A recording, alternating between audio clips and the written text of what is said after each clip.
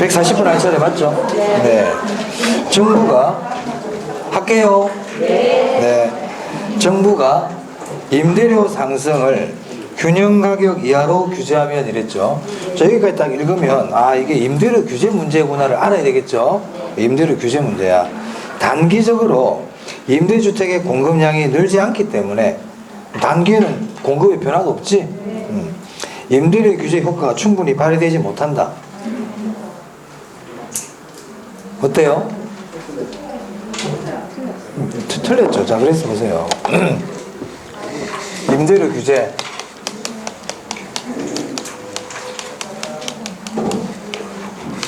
시장 가격보다 위에서 규제하는 거다, 아래에서 규제하는 거다? 아래에서. 위에서 규제하면 어떻게 되는데요? 그건 알고 계시죠? 그래서 임대료 규제는 첫 번째, 단기에는 효과 있어요. 단기 효과 있어. 단기에는 효과 있다. 왜? 공급에 변화가 없고 가격만 딱 내려가기 때문에 효과 있어요. 그럼 그 질문 맞아요? 틀려요? 틀렸지? X. 효과 있다. 단기에는 효과 있다. 효과 있다는 얘기는 소득 재분배 효과 있다는 뜻이에요.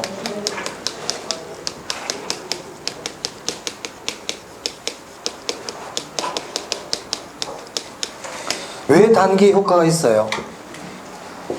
어렵게 자꾸 외우려고 그러지 말고 임대료를 규제하면 왜 단기에는 효과가 있을까?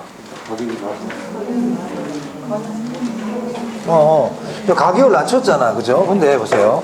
임대료를 규제하면 가장 큰 문제점이 뭐냐면 공급이 줄은 거예요. 임대료를 규제하면 공급이 줄은 게 가장 큰 문제점이라니까. 공급이 줄어드는 건 안 좋은 거예요. 공급이 줄어드는 건 안 좋은 거야.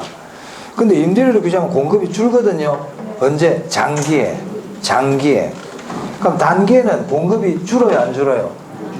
공급이 변화가 없죠. 그러니까 효과가 있단 말이에요. 임대료 규제는 가격을 내리기 때문에 임차인들 입장에서 좋아요. 아니 집세 한 100만 원 내고 있던 사람한테 50만 원만 내라 그러면 좋아요, 안 좋아요? 좋지. 임대인들은 안 좋지. 임차인들은 좋잖아. 그지? 좋은 거야. 근데 뭐가 문제라고? 공급이 주는 게 문제라고. 이거 어려운 내용 아닌데 공급이 주는 게 문제야. 그럼 공급이 안 준다면 효과 있어 없어? 있지. 언제 공급이 안 줄어? 단기에. 그래 단기에 효과 있다고. 그럼 좀 어렵게 한번 물어볼까? 그럼 만약에 공급이 완전 비탄력적이면 임대료 규제는 효과가 있다. 맞아요, 틀려요? 맞지? 완전 비탄력 뜻이 뭔데? 그래, 공급에 변화가 없는 거잖아. 그치? 그 말이나 말장난하는 거 아니야. 그래서 완전 비탄력이라는 건 공급이 안 변한다는 건 굉장히 중요한 내용이야, 이게. 그래서 완전 비탄력은 공급에 변화가 없는 거예요. 그죠? 그래, 그게 단기지. 그럼 이런 문제가 나올 수 있단 말이야. 공급이 완전 비탄력적인 한 임대료 규제 효과는 있다. 맞아요? 소득 재분배 효과가 있다. 공급이 완전 비탄력 나오면 공급 안 변한다는 뜻입니다. 공급 안 변하는 거야. 그 임대료 규제 효과 있어요. 단기 효과 있어. 자, 근데 장기로 가. 그럼 장기로 가면 어떻게 된다고? 공급이? 그래. 준단 말이야. 장기는 공급이 줄어. 그러면 이제 임대료 규제 효과가 없어진다 이 말이야. 작아진단 말이에요. 그럼 만약에 공급이 많이 줄어들면 많이 줄어들수록 임대료 규제 효과가 더 없겠네. 맞아? 공급이 더 많이 줄어들면 많이 줄어들수록 이걸 어떻게 표현할까? 탄력성이 클수록 이 말이야. 공급이 팍팍팍팍 많이 줄어들어. 탄력성이 큰 거야. 그러니까 탄력성이 클수록 임대료 규제 효과 없어. 맞아요? 공급이 많이 줄어드니까. 자, 외우려고 그러지 마라. 그러면 장기로 갈수록 공급이 줄어드니까 장기로 갈수록 임대료 규제 효과가 없고 탄력성이 클수록 임대료 규제 효과가 없고 이렇게 되는 거예요. 맞아요? 그럼 공급이 줄어든다는 얘기는 집이 부족하다는 얘기네요. 초과 수요란 뜻이네요. 그러면 공급이 탄력적일수록 초과 수요가 커지겠네요. 그렇지. 다 그렇게 되잖아. 탄력성이 클수록 초과 수요가 커진다. 탄력성이 커질수록 임대료 규제 효과가 작아진다. 다 이런 얘기예요. 이해를 해야 돼. 자꾸 외우려고 그러지 말고. 적어야 되겠네, 또. 그래서, 믿을 수가 없어, 지금. 믿을 수가 없어. 탄력성이 클수록, 장기일수록, 초과 수요가 어떻게 된다고요? 커져요. 초과 수요가 커집니다. 이렇게 얘기해도 되고, 주택 부족이 해결된다, 더 심해진다. 심해지는 거야. 주택 부족이 심해진다, 심화된단 말이야. 임대료 규제 효과가 커진다, 작아진다. 작아지지. 임대료 규제 효과가 오히려 떨어져, 이제. 효과가 작아지는 거예요. 장기로 갈수록, 탄력성이 클수록. 그래서 임대료 규제는 반짝 시행해야 돼. 짧게. 오케이? 그러면 정부가 임대료 규제를 했더니 오히려 저소득층이 집이 부족해진단 말이야. 초과수요가 커지고. 초과수요가 주택 부족이잖아. 그럼 오히려 이제 안 좋게 되지, 지금. 이걸 정부 실패라 그래요. 정부 실패. 정부가 개입을 했더니 오히려 더 나빠질 수도 있더라. 됐습니까? 자, 그럼 계속 보자, 이제.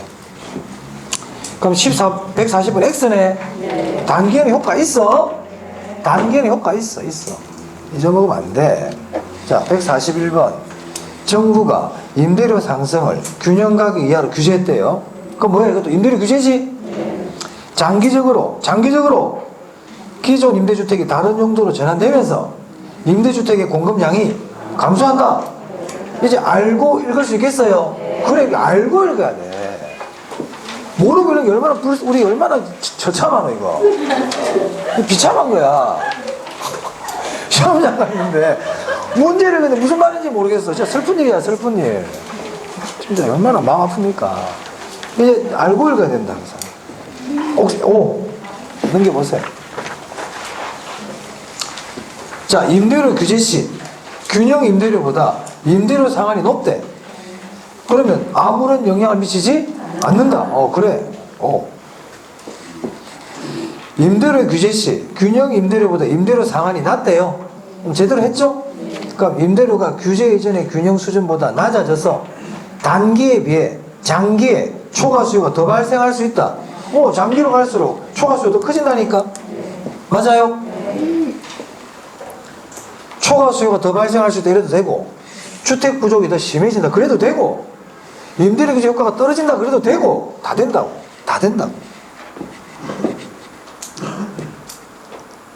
그럼 이제 기본적인 걸 안 냈어요. 자, 임대료를 규제하면 주택의 질이 높아져요, 떨어져요? 떨어지지. 주거이동이 활발해져요, 주거이동이 저하돼요? 암시장이 생기죠? 암시장이 생겨요. 암시장이라는 거는 정부가 규제한 가격이 있고, 암시장에서 거래되는 가격이 있고, 이중가격. 맞아? 그 임대료 규제하면 이중가격이 형성돼요.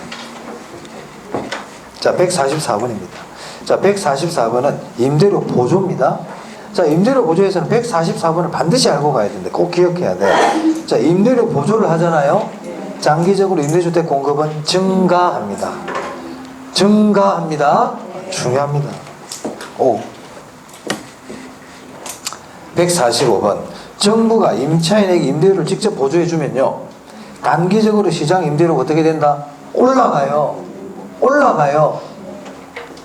그럼 단기에 올라갔으면 장기는 어떻게 되겠어요? 떨어져요. 자, 단기에 임대료가 상승한다고 돼 있죠? 줄 치세요. 단기에 임대료 올라가는 거 이해되세요? 이해돼? 그럼 임대인들은 돈 더 받겠네? 임대료 올라갔으니까 임대인들은 돈 더 받겠네? 그러니까 임대인들 좋다, 안 좋다? 좋아. 그래서 단기에는 임대인들도 혜택이 있어. 그래서 단기에는 임대인들도 혜택이 있는 거야. 왜? 임대료가 올라가니까. 그래서 단기에는 임대인들도 혜택이 있어요. 임대료를 보조해주면 단기에는 임대인들도 혜택 있어요. 자, 그 다음에 그럼 145번 오다, 그죠? 자, 그 다음에요, 우리 주택 바우처 제도라고 있거든요. 바우처. 이거는 쿠폰 형식으로 지급하는 겁니다. 쿠폰 형식으로. 그럼 이 쿠폰을 가지고 백화점 가서 쇼핑할 수 있나? 안 되지. 소득 보조야, 가격 보조야. 가격 보조. 소득 보조가 뭔데요? 쌀? 뭔 쌀? 소득보조는 그냥 내 마음대로 쓸 수 있는 거야. 내 마음대로 쓸 수 있는 게 소득보조야. 보조금 주면서 마음대로 써. 이게 소득보조. 가격보조는 그 용도에만 쓸 수 있어. 딴 데 못 써. 그러니까 바우처 제도는 저 바우처라는 쿠폰을 가지고 딴 데 못 쓰고요. 임대료 낼 때만 쓴단 말이에요. 그러니까 소득보조입니까? 가격보조입니까? 그래. 소득보조 그러면 안 된다. 안 된다. 가격보조야. 자, 146번입니다. 자, 우리나라는 생산자 보조 방식으로 공공임대주택을 시행하고 있다. 맞아요? 자, 맞아? 자신이 없는데 이것도 맞아요.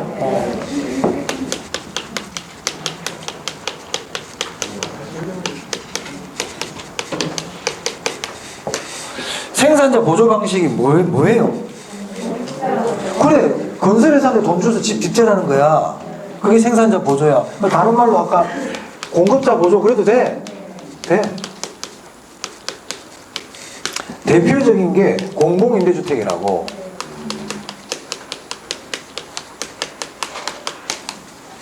공공임대주택. 그러면 생산자 보조 방식에서 우리가 기억해야 될 게 몇 개 있단 말이에요. 단기에는 효과 있다 없다? 단기에는 생각을 좀 해보자. 또 생각 좀 해보자. 자, 앞으로 단기 그러면요. 단기 그러면 그냥 딴 생각보다 먼저 공급의 변화가 없다. 단기는 뭐라고? 그래, 단기는 공급의 변화가 없는 거야. 그러니까 공급자한테 돈을 주면서 야, 집 좀 지어? 돈 줬어? 100억 줬어. 근데 단기는 집이 늘어나 안 늘어나? 그럼 효과 있어 없어? 그래, 효과 없지. 단기는 효과 없다고. 아니 집이 안 나타났어 지금. 짓는 중인데 이런다니까 지금. 아시겠어요? 없다. 효과 없다.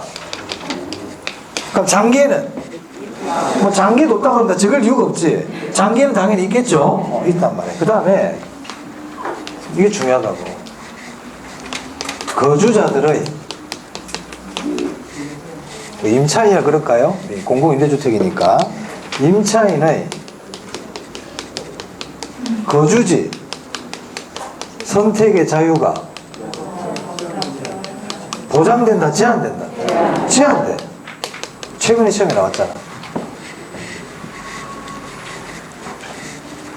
하나만 더 할게요. 임차인의 수요의 임대주택에 대한 수요의 가격 탄력성이 커집니까? 작아집니까? 또 자신이 없네. 커지죠. 왜? 공공임대주택이 들어서면 대체재가 많아지잖아요. 임대주택이 많잖아. 내가 선택할 수 있는 것들이 많죠. 탄력성 커져요. 여기서 끝이 아닌데 지금 또 할 말이 더 있단 말이야. 임차인의 재산세 부담이 강화된다, 완화된다? 완화돼. 자, 그래서요. 공공임대주택이 딱 나오잖아요. 공공임대주택이 나오면 임차인의 재산세 부담 완화야. 오케이? 바로 이렇게 딱 기억을 해놔. 공공임대주택을 공급해주면 임차인들의 재산세 부담이 완화돼. 왜 그래? 저 봐봐. 임대인이 임차인을 불러. 야, 임대료 좀 올려야 되겠다. 내가 지금 이번에 세금을 많이 맞아가지고 집세 좀 올려야 되겠어. 이렇게 얘기하는 거예요. 조세를 증가시키고 있죠. 근데 우리 임차인이 보니까 온 동네방네 공공임대야. 눈만 돌리면 임대주택이야. 그럼 집세 올려줘, 안 올려줘? 좀 나갈래요? 이럴 거 아니에요. 그죠? 그러니까 임차인의 조세 부담을 완화시켜주고 있잖아요. 딴 데 가버리니까. 기억한다, 이거. 그리고 요거 기억해 주세요. 자, 그럼 146번 오네요. 옵니다. 147번. 공공임대주택은 한국토지주택공사가 외부 재원의 지원 없이 자체 자금으로 건설하여 임대를 목적으로 공급하는 주택이다. 틀렸습니다.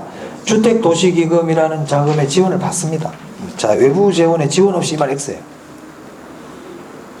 X. 자, 148. 조금 전에 얘기했네요. 입주자가 주거지를 자유롭게 선택할 수 있다는 장점이다. X죠. 공공임대주택은 주거지를 자유롭게 선택할 수 있는 게 제한돼요. 제한됩니다. 작년 문제네요. 자, 149번입니다. PIR, 어제 내가 얘기했거든. RIR도 있어. 이거는 가구의 주거 지불 능력을 측정하는 지표예요. 그러니까 어제 지난 시간에 PIR 말씀드렸죠. 주택을 구입하는데 소요되는 기간이라고 그랬잖아. 그럼 이게 시험 지문에 나왔거든. 그럼 PIR이 높아지잖아요.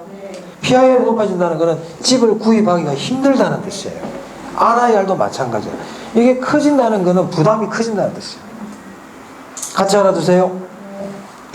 커지는 게 안 좋은 거예요. 그러니까. 자, 그 다음에 149번은 맞긴 맞아요. 맞긴 맞고요. 150번 주거복지정책상 주거급여제도 소비자 보조방식 맞아요. 보조방식. 주거급여 보조입니다. 임대료 보조방식입니다. 맞습니다. 자, 151번인데 주택도시기금법령상 주택도시기금 중 주택개정의 용도. 제가 이제 이거 보고 말씀드리자고 적어놓은 거예요. 내가 잊어먹을까? 자, 주택도시기금 있잖아요. 두 가지 기억해 주세요. 첫 번째는 국토부 장관이 운영해요. 국토부 장관이 운영해요.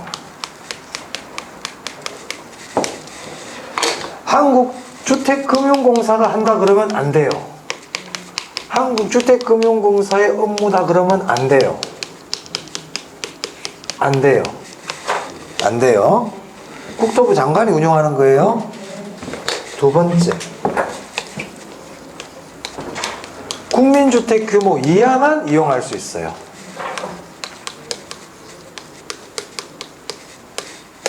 만약에 국민주택 규모를 초과하는 주택들이 있죠. 주택도시기금의 지원을 못 받아요. 국민주택 규모 이하인 경우만 지원을 받을 수 있어요. 국민주택 규모를 초과하면 주택도시기금의 지원 못 받습니다. 이 두 개 기억해 주기 바랍니다.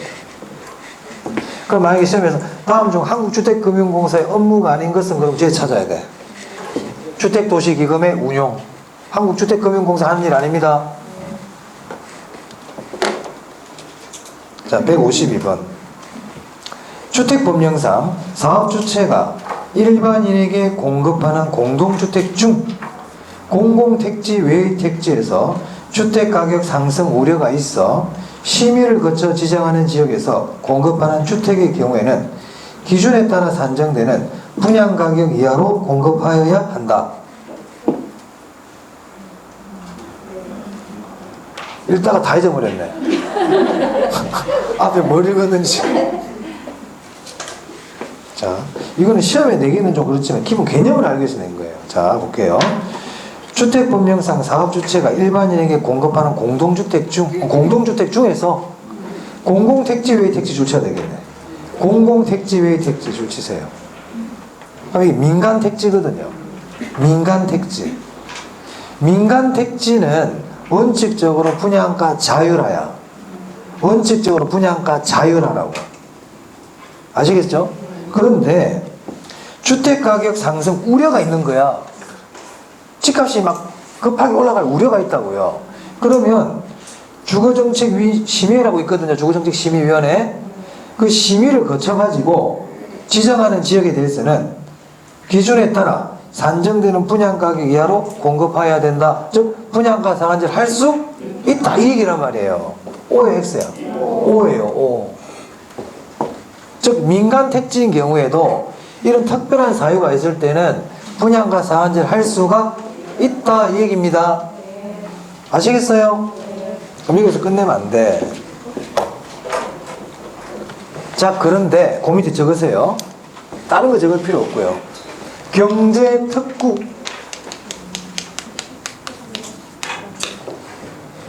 관광진흥지구, 이런 데는요 분양가 상한제 못해요. 분양가 상한제를 적용한다 안 한다? 안 한다. 민간 택지라도 하지 않습니다. 경제특구라든지 관광진흥지구 나오잖아요. 분양가 상한제 하면 안 돼요? 할 수 없어요. 지금 경제를 살려야 되는데 거기다 규제하면 되겠어요 지금? 관광을 살려야 되는데 저기 규제하면 되겠습니까?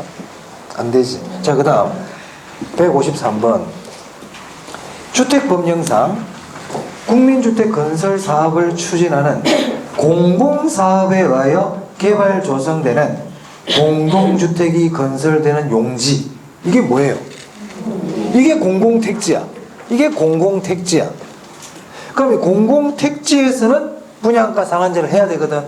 그래서 주택의 분양가격을 제한할 수 없다? 있다. X. 있다. 해야 돼. 이해됐어요? 자, 이제 또 적는다. 하지만 공공택지에서 분양을 하더라도 도시형 생활주택은 분양가 상한제를 할 수가 없다는 거예요. 그래서 이제 결론을 얘기하면 도시형 생활주택, 관광진흥지구, 경제특구 이런 말 나오면 분양가 상한제 하지 않는 겁니다. 됐어요? 그리고 공공택지는 분양가 상한제고 기본적으로. 됐죠? 그래. 그렇게 정리하시면 돼요. 그리고 이 분양가 상한제는 주택법에 나오는 내용이야. 주택법에 있어. 분양가 상한제 어디에 있다고? 주택법에 있다. 주택법령상 이렇게 돼 있잖아. 주택법에 나오는 내용입니다. 주택법에 나온다. 주택법. 아까 토지 비축 제도는 어디에 나온다고? 공공토지 비축에 관한 거. 이런 건 외울 것도 없잖아. 비축이란 글자가 있잖아요. 그죠? 있으니까. 그렇게 외우면 되죠. 자, 이제 154번입니다. 자, 분양가 상한제 실시 시 상한 가격이 시장 가격보다 낮을 경우에 일반적으로 초과 공급이 발생한다. 초과 수요가 발생하죠. 초과 수요예요. 분양가 상한제라든지요, 임대료 규제할 때 초과 공급이나 말 자체가 나오면 안 된다고 그랬어 내가. 그치? 계산문 잘 때 되겠잖아.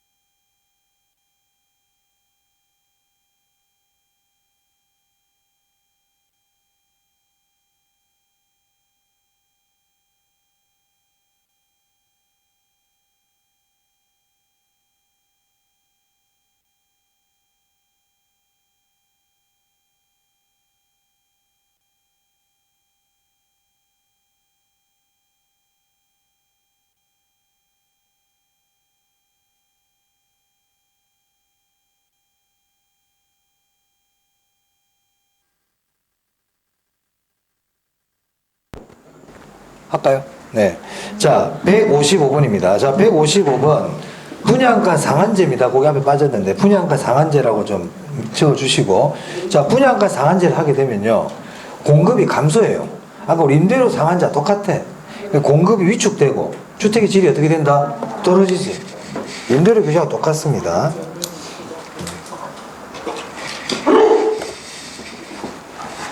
자, 그리고 분양가 상한제잖아요. 155번 그죠? 하나 더 적어주세요. 투기수요.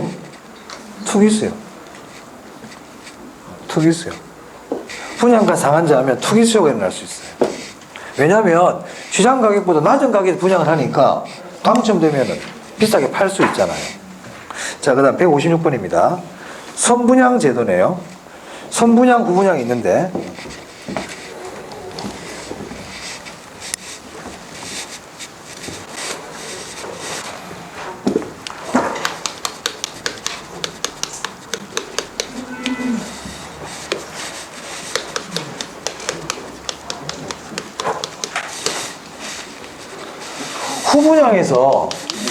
후분양에서 꼭 하나 제가 기억하라는 게 있거든요. 뭐예요 이거? 얘기 좀 해줘 보세요 좀.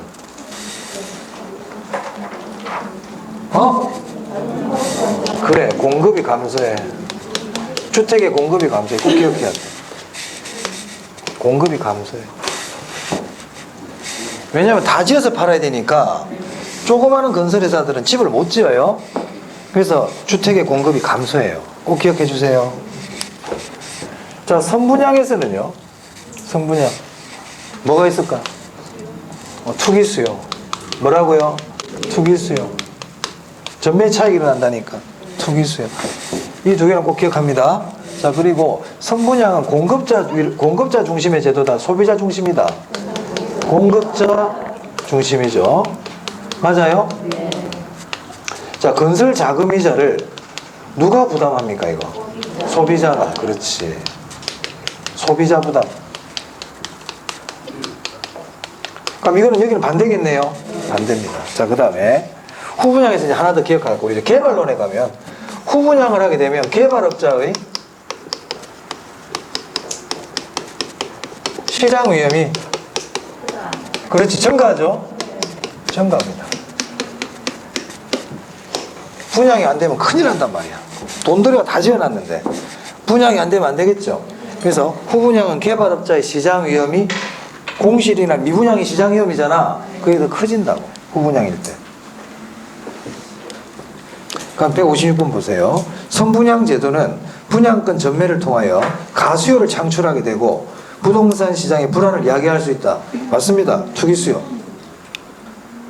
네. 맞아요? 네, 맞죠.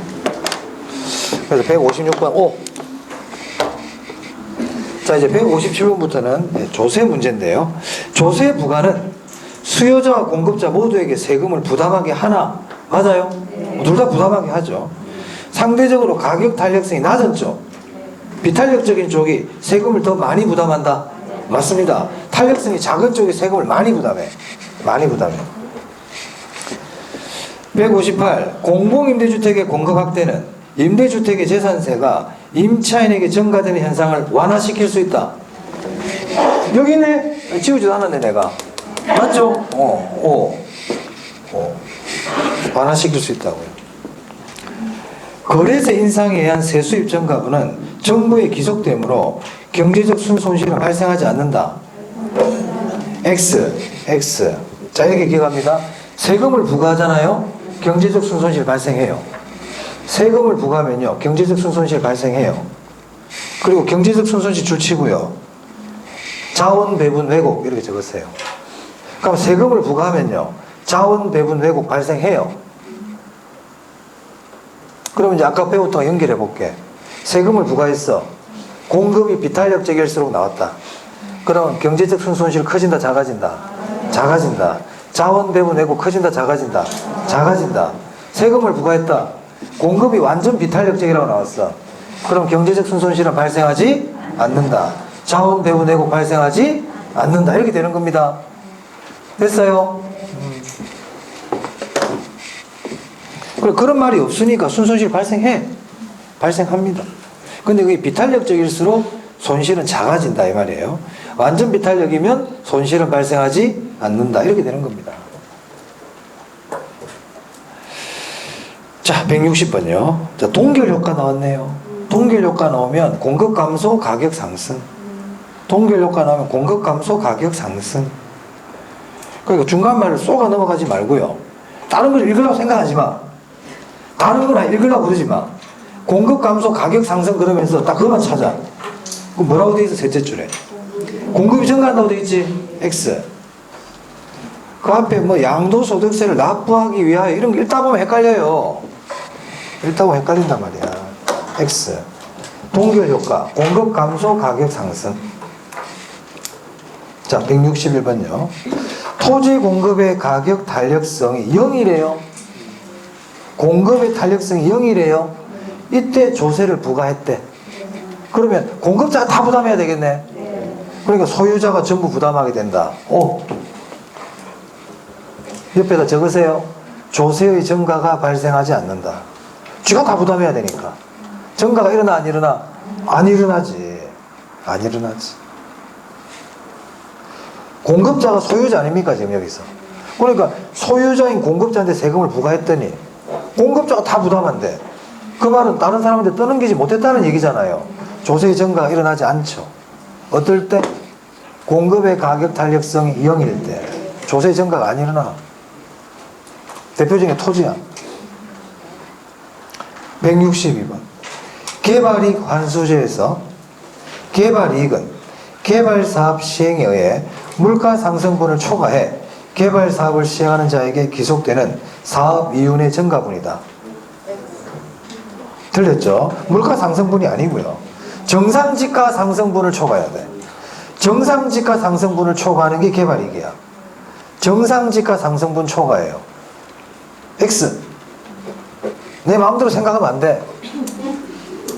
내 마음대로. 163. 도시군 관리계획은 국토의 계획 및 이용에 관한 법령상 특별시, 광역시 또는 군의 관할구역에 대하여 기본적인 공간 구조와 장기 발전 방향을 제시하는 종합계획이다. 그렇지. 도시군 기본계획이죠.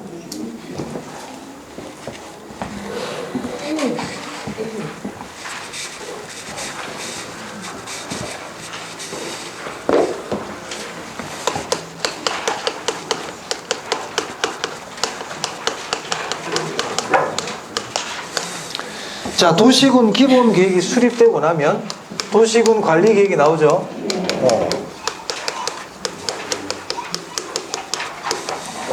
그래서 도시군 기본계획은 장기 발전 계획인 거야. 장기 계획이에요. 장기 계획. 그리고 도시군 관리계획을 수립하기 위한 지침이 된다. 이거. 지침이 되는 계획. 구속력이 있어요? 없어요? 없어요. 구속력 없어요. 법적 구속력이 없어요. 구속력 없습니다. 자, 그럼 이제 도시군 관리계획인데, 자, 도시군 관리계획에서 우리가 정하는 게 뭐가 있냐면 용도지역. 용도지구는 도시군 관리계획에 의해서 정하는 거죠. 지구단위계획. 지구단위계획도 도시군 관리계획에 의해서 하는 거죠. 자, 이거는 법적 구속력이 있습니까? 있지, 얘는. 사인간의 구속력이 있어요. 구속력 있다. 자, 그래서 163번은 도시군 관리계획이 아니고 기본계획. 그러니까 장기 이런 말 나오잖아요. 그죠? 종합 이런 말 나오죠? 도시군 기본계획. 자, X. 틀리지 맙시다. 자, 넘기세요.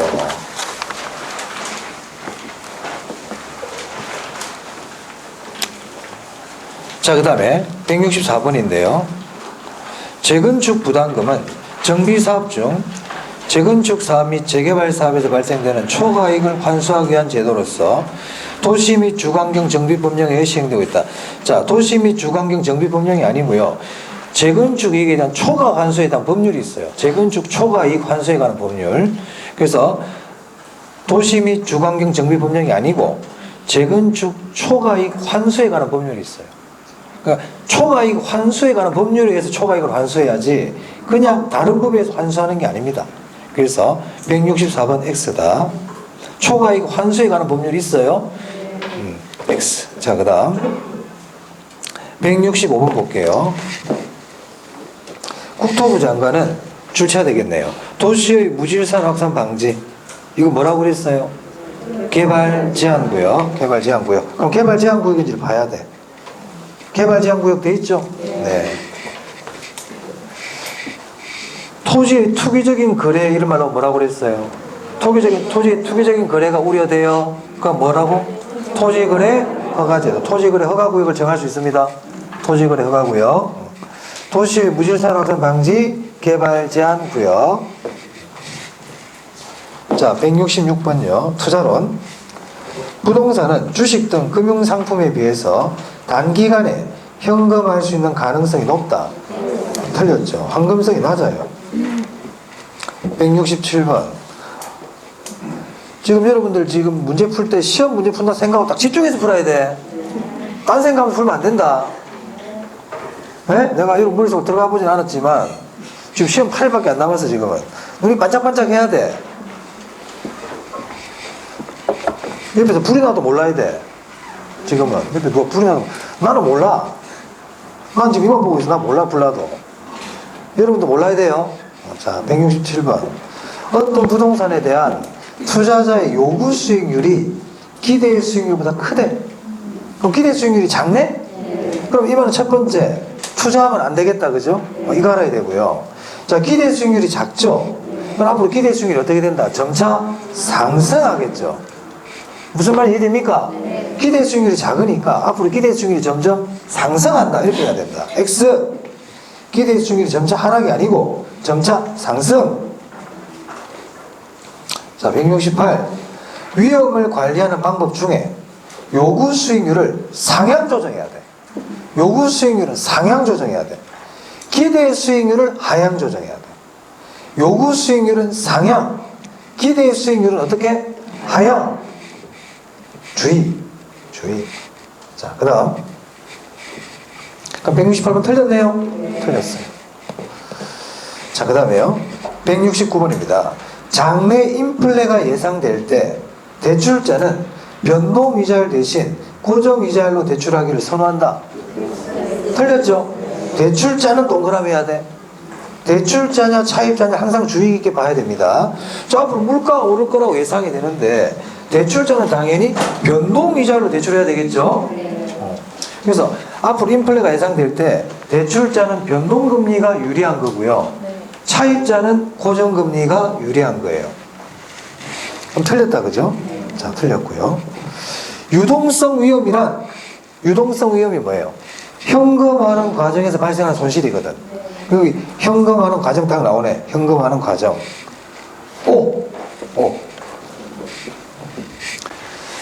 투자자가 위험을 회피할수록, 위험을 싫어할수록 위험과 기대 수익률의 관계를 나타낸 투자자의 무차별 곡선의 기울기는 어떻게 된다?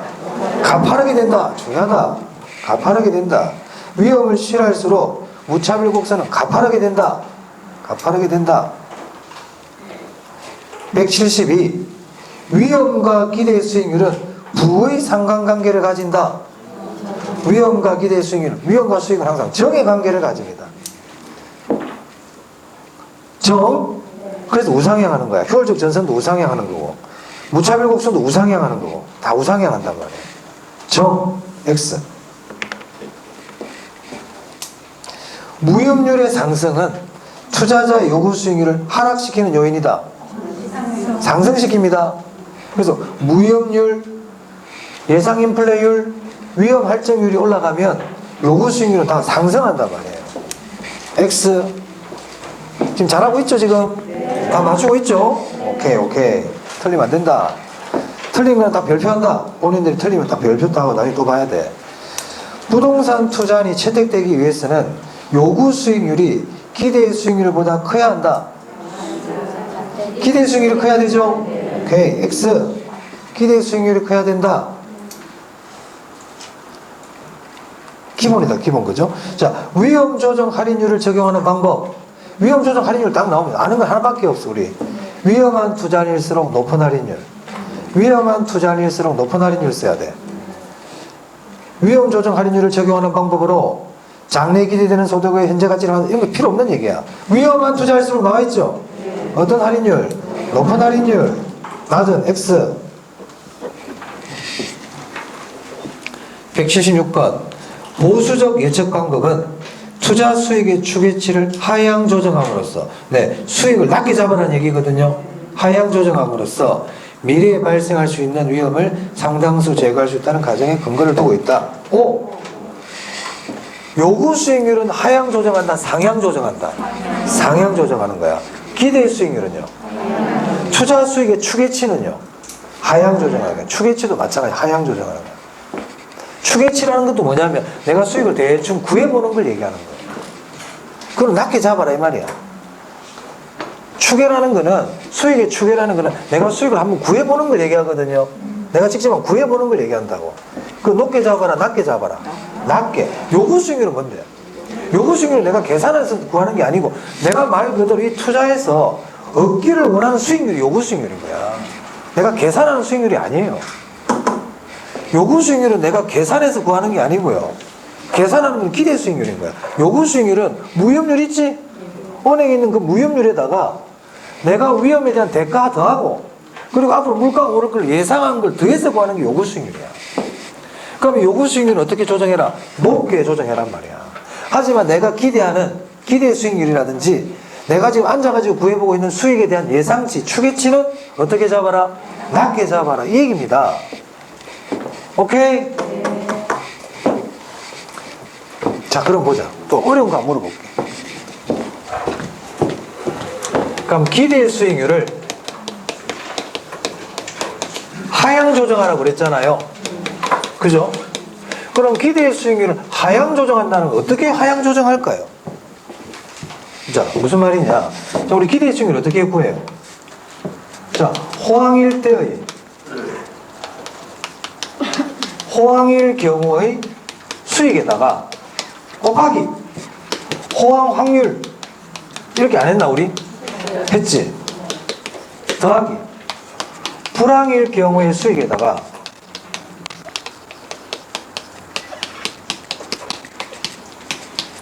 불황일 확률을 곱해가지고 뭐 보통도 넣을 수 있어요. 그 두 개 더하면 되잖아요. 이게 기대 수익률을 구하는 거잖아. 근데 내가 기대 수익률을 하향 조정한다. 이게 이제 보수적인 건데. 그럼 이때 호황일 확률을 높게 봐야 될까 낮게 봐야 될까? 이걸 낮게 보는 거야. 야, 그렇게 잘 될 리가 있겠나? 하지만 불황일 확률을 어떻게 보는 거예요? 높게 봐버리는 거야. 그러면 기대 수익률이 낮아지게 나오게 돼 있어요. 그래서 기대 수익률을 하향 조정한다. 보수적이라는 얘기는 호황일 가능성을 낮게 보는 거죠. 그리고 그게 보수적이잖아요. 불황일 가능성은요, 높게 보는 거야. 확률 자체를 그렇게 보고 계산하는 겁니다. 됐습니까? 그게 이제 보수적 예측이야. 그럼 기대 수익률이 낮아져.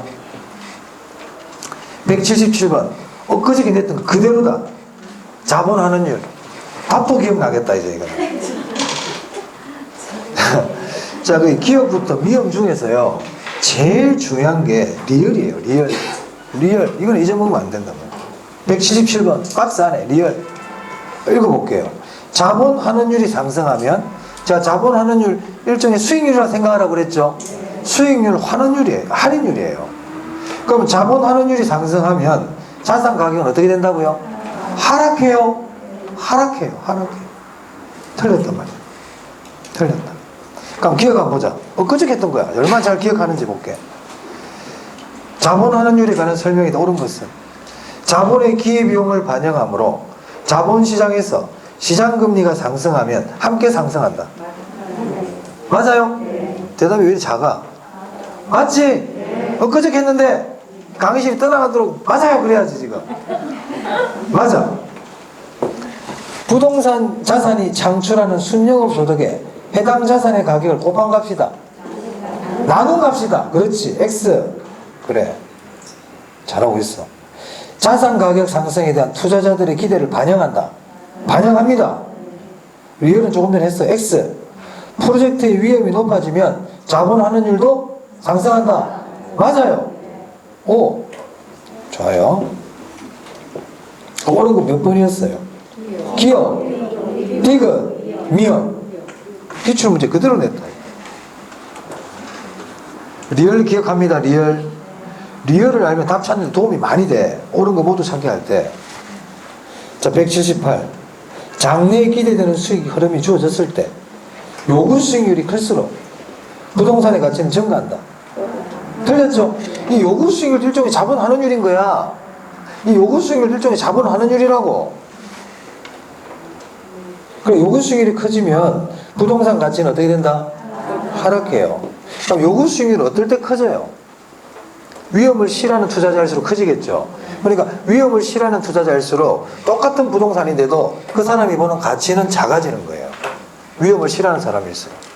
요구 수익률이 커지니까 부동산 가치를 낮게 본단 말이야. 그래서 요구 수익률 높여버리잖아.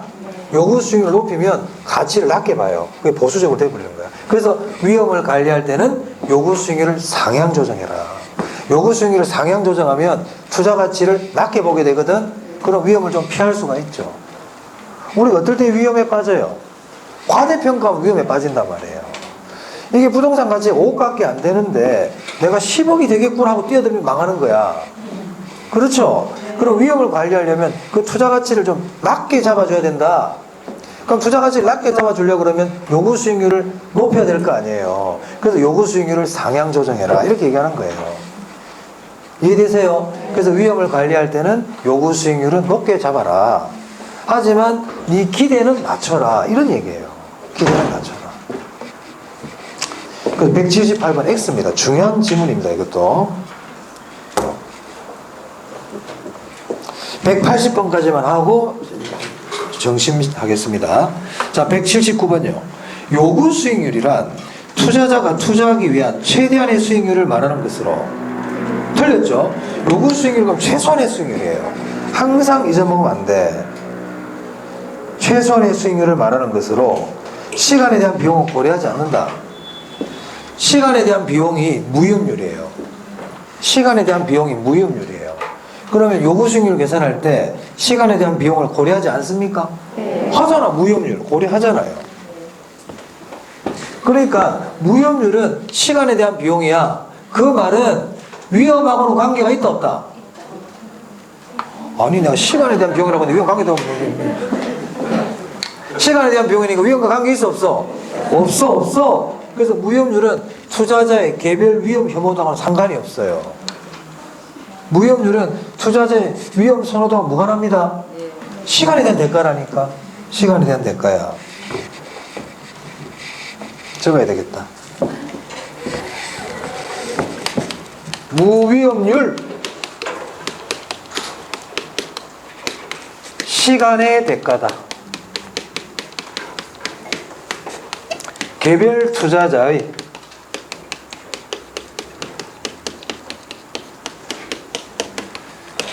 위험에 대한 혐오도하고는 무관하다.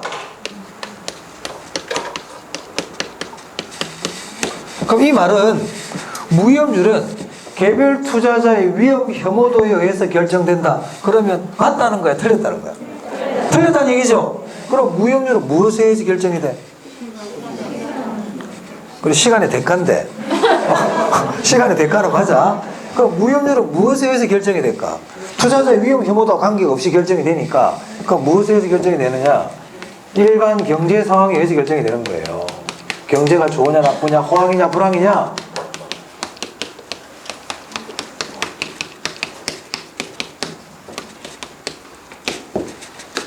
그래서 무위험률은 일반 경제 상황에 의해서 결정이 돼요. 제가 예전 같으면 무위험률 설명 잘 안 해요. 무위험률은 위험 할증률을 설명을 많이 하지. 근데 최근에 보니까 여기서 한 문제 나왔거든. 지금 여기서 세 개 다 알아둔다. 알아두세요. 시간에 대한 대가, 개별 투자자의 위험에 대한 태도하고는 관계없다. 일반 경제 상황에 의해서 결정된다. 이렇게. 자, 180번입니다. 기대의 수익률이 요구 수익률보다 높으면 투자하겠다. 그죠? 대상 부동산에 대한 수요가 증가하고 기대 수익률이 어떻게 돼요?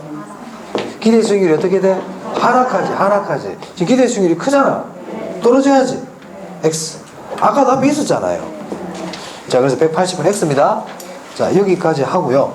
자, 우리 맛있는 점심을 드시고 지금 2시 좀 넘었네. 3시 10분까지. 저는 항상 식사 시간 1시간 10분이다. 3시 10분부터 하겠습니다. 네. 식사를 맛있게 하세요.